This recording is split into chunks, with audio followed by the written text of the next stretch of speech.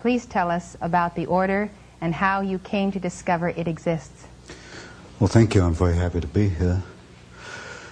The order is truly a secret society.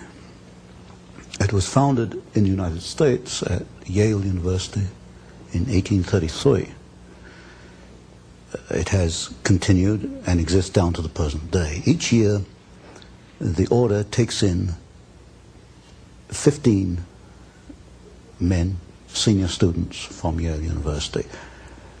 Never more than 15. Only once has it been less than 15. In 1946, they took in, I think, 10 rather than 15 members.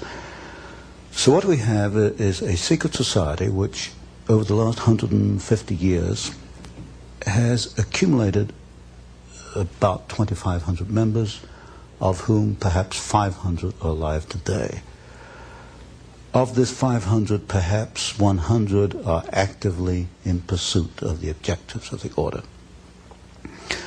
It's not another college fraternal society. Yale University is the only university in the United States, or indeed the world, which has senior societies. These are societies where the 15 are selected in the junior year and actually are initiated at the beginning of the senior year. They stay on campus only 1 year as members. They are called knights. When they graduate, they leave the university, they go out into the world, then they're known as patriarchs. So at any one time you only have 15 knights in existence, and for the rest of their lives they're known as patriarchs. And they work during their lifetime, or a number do, towards the ends of the order. They are pretty much guaranteed success. Certainly they're guaranteed financial success.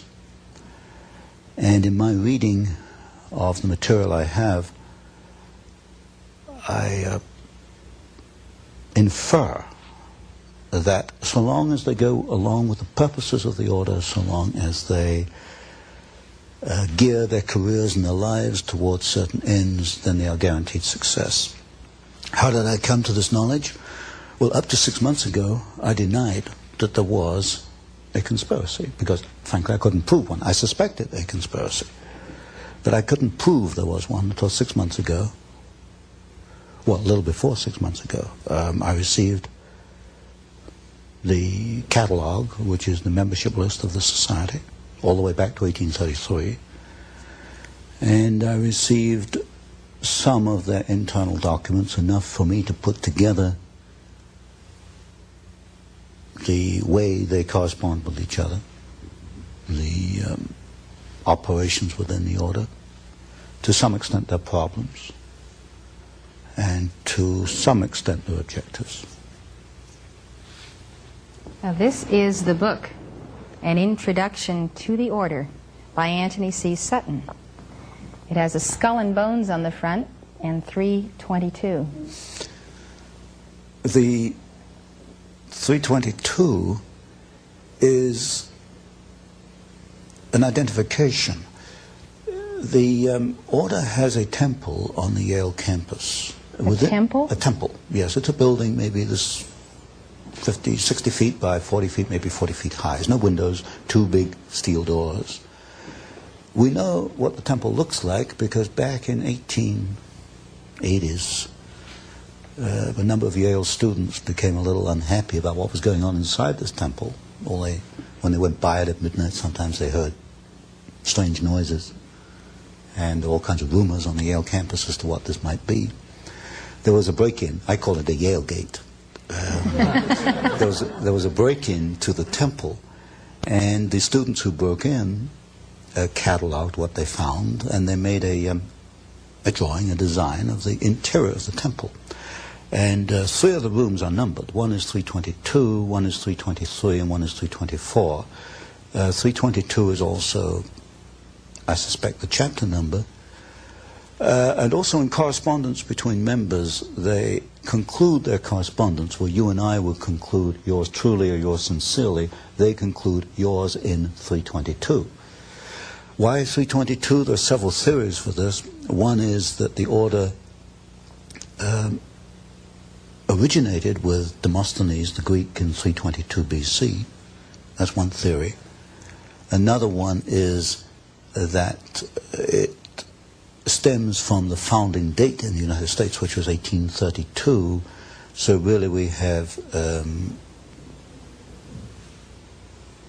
the last two numbers, 32, the second chapter, founded in 1832. The skull and crossbones are prominent in their ceremonies, initiation ceremonies. This is a symbol of death. Now, why would they take a symbol of death? Yes, from what I understand, when a new member is initiated, that would be in the senior year at Yale, he's placed within a coffin. Oh, my. And now we only know this from the Yalegate papers. At least I call it Yalegate. And from the photographs we have of members inside the temple, many of these photographs are the 15 sitting around a table, and they have this skull and the crossbones sitting on the table in front of them. It is the symbol of death, and it has been called the Brotherhood of Death, and I think it probably more adequately should be called the Brotherhood of Death.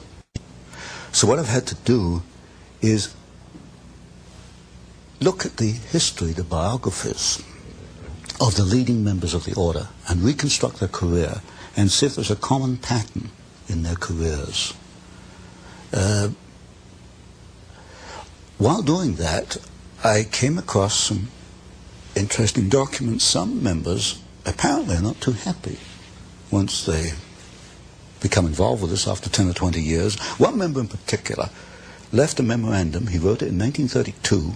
It was buried away in his papers. I don't think anybody found it before I did. And it was a 6-page memorandum on the order, naming some of the members, and said it was the most sordid thing ever happened in the history of man. So, but to come back to my point, I have to reconstruct the objectives. What are the objectives? In the words of one member, might is right.